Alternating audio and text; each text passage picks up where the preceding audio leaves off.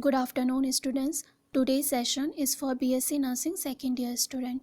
The topic is hyperpituitarism. In the previous class, we discussed about the hypopituitarism, and in today's class, we will discuss about hyperpituitarism. So, what is hyperpituitarism? As the name is suggesting, it is an excessive secretion or the production of one or more of the hormones which are produced by the anterior and the posterior pituitary gland.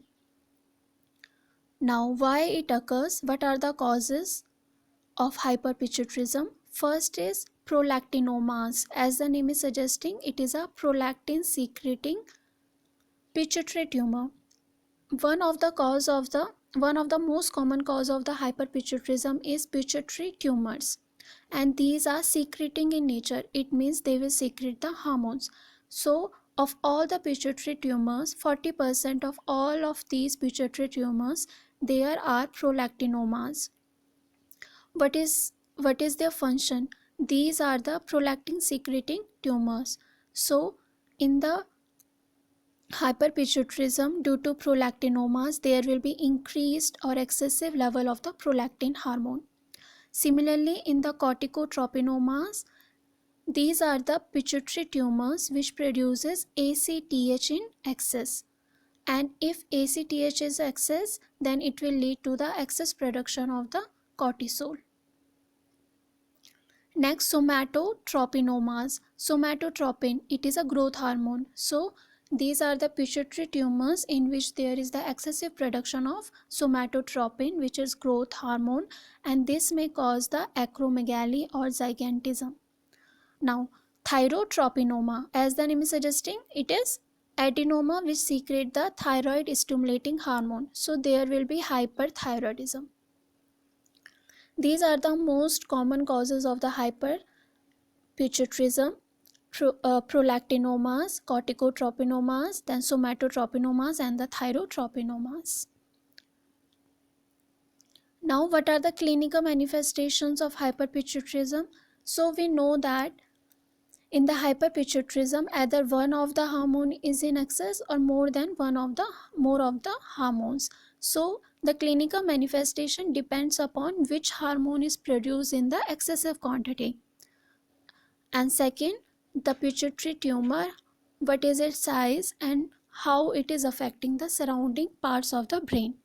So if there is a pituitary tumor, this will lead to the sign and symptom like visual field disturbances and the headache. If there is a prolactin which is excessive, it means there will be sign and symptoms in the males and the females. In the females, there will be infertility. What is infertility?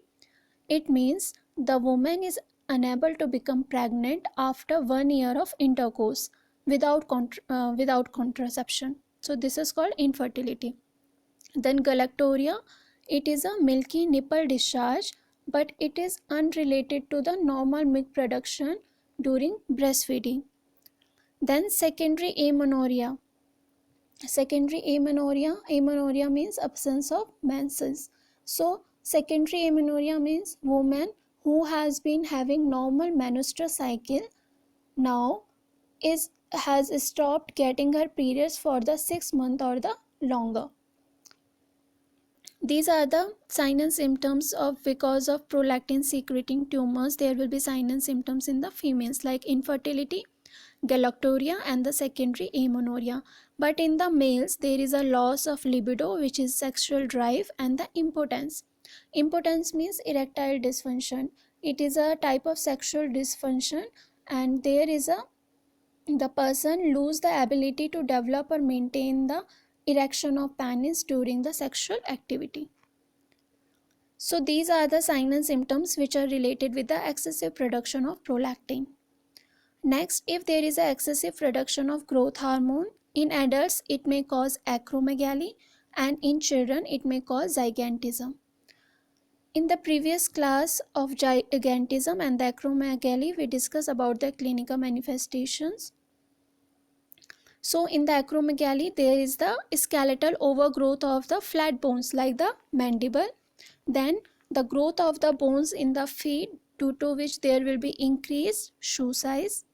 Then increased presence of skin tags, macroglossia, the tongue is very large, cardiomyopathy. Cardiomyopathy means the diseases which involves the muscles of the cardiac muscles. Then peripheral neuropathy. Peripheral neuropathy means damage of the peripheral nerves, due to which there will be weakness, numbness and pains in the hands and the feet. Then carpal tunnel syndrome, it is a damage to the median nerve, and it will similarly cause the numbness and the tingling sensation in the hands. Then osteoarthritis and the excessive sweating. These are the signs and symptoms which are related with the growth hormone if causing the acromegaly. Next, gigantism, which commonly occurs in the children. The child will have a tall stature, mild to moderate obesity, which is very common, microcephaly. Then exaggerated growth of the hands and feet with the thick fingers and the toes. The facial features will be coarse. There will be frontal bossing. There will be prognathism. Prognathism means there is a protrusion of the jaw. And then hyperhidrosis, excessive sweating. Now, if there is a excessive thyroid hormone, it will lead to the weight loss, heat intolerance, anxiety, menstrual disturbances, palpitation. If there is a excessive production of ACTH, and this may cause the Cushing disease, and the Cushing disease have signs and symptoms like central obesity. Central obesity, it is also called abdominal obesity, truncal obesity. What happens in the central obesity? There will be excessive buildup of fat in the abdominal area. Then skeletal muscle wasting will be there. There will be buffalo hump. Buffalo hump means there will be a lump of fat which will develop at the top of the back between the shoulders. Then there will be excessive bruising. Menstrual abnormalities, blood pressure will be increased, glucose intolerance, depression and psychosis. Psychosis is a mental disorder and the person loses contact with the reality. So if there is a excessive ACTH, these are the signs and symptoms which are related with the Cushing disease. Now, how to diagnose the hyperpituitarism? So this depends upon which tumor is there and which of the hormone is excessive produced. First, if the prolactin levels are greater than 200 nanogram per ml, this is for the prolactin secreting tumors. Then oral glucose suppression test. So in this, if we give glucose to the patient, then the human growth hormone will be reduced in normal individuals. But even though we have administered glucose to the patient, but human growth hormone does not suppress below the 1 nanogram per ml, it means the person is having acromegaly. Next, insulin growth factor 1. If there are increased levels of insulin growth factor 1, this will lead to the excessive growth hormone production. So these two tests, OGST and the IGF, these are related with the human growth hormone. Next, hypercortisolism. If there is increased amount of cortisol in the body. So in this we will discuss about the cortisol and ACTH. Now, if midnight serum cortisol level are greater than 5 microgram per deciliter, or the salivary cortisol levels are greater than 0.15 microgram per deciliter. Normal serum levels are checked at the midnight of the blood and the saliva. Next is ODST, overnight dexamethasone suppression test. Dexamethasone is a corticosteroid. So if we administered 1 mg of dexamethasone between 11 p.m. and midnight, and then the serum cortisol is measured the next morning between 8 a.m. and 9 a.m. Now, what is the positive finding? If the serum cortisol level increases more than 1.8 microgram per deciliter, so this will demonstrate the person is having hypercortisolism. Next is increase ACTH level more than 15 nanogram per liter to 20 nanogram per liter in the presence of elevated cortisol production also If ACTH are also elevated and the cortisol are also elevated, it means it is the ACTH dependent cause of the Cushing syndrome. Next one is CRH stimulation test, corticotrophin releasing hormone. So in this hormone CRH is administered IV, and then we will measure the ACTH and the cortisol, first before the administration and then after administration at short intervals. So if there is a rise in ACTH of greater than 40% and cortisol levels greater than 20%, then it will indicate that the person is having ACTH dependent cause of the Cushing syndrome.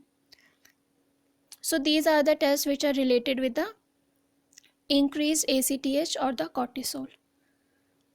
Next is if the person is having hyperthyroidism because the TSH levels are also increased or normal, but there are free and total T4 and T3 levels are increased, it means the person is having hyperthyroidism. Then in the cases of pituitary adenoma, we can do CT and the MRI. So in the diagnostic measure for the pituitary adenoma, we will do the CT and MRI, and then we will see which of the hormone is in excessive production. For that we will do different tests like prolactin levels, then oral glucose suppression test. Then for the hypercortisolism we have different tests. For the human growth hormone we have two tests, oral glucose suppression test and the insulin growth like factor 1. Then for the hyperthyroidism, T3, T4 and the TSH levels are checked, and as I discussed for the pituitary adenoma, CT and the MRI. Next, how to manage. Now, the management also depend upon what is the cause and what are the hormones which are affected. For example, if the person is having prolactinomas, then we have to decrease this prolactin, and for this we will give the bromocriptine tablet. Then in the Cushing disease, we can give metyropone, aminoglutamide and the ketoconazole. Similarly, for the growth hormone excess, we will give the octreotide. And next is surgery and the radiotherapy for the pituitary tumors. So, to summarize the topic, hyperpituitarism is the excessive production of one or more of the hormones which are secreted by the pituitary gland. So, there can be increased levels of prolactin, there can be increased levels of growth hormone, there can be increased levels of ACTH, there may be increased levels of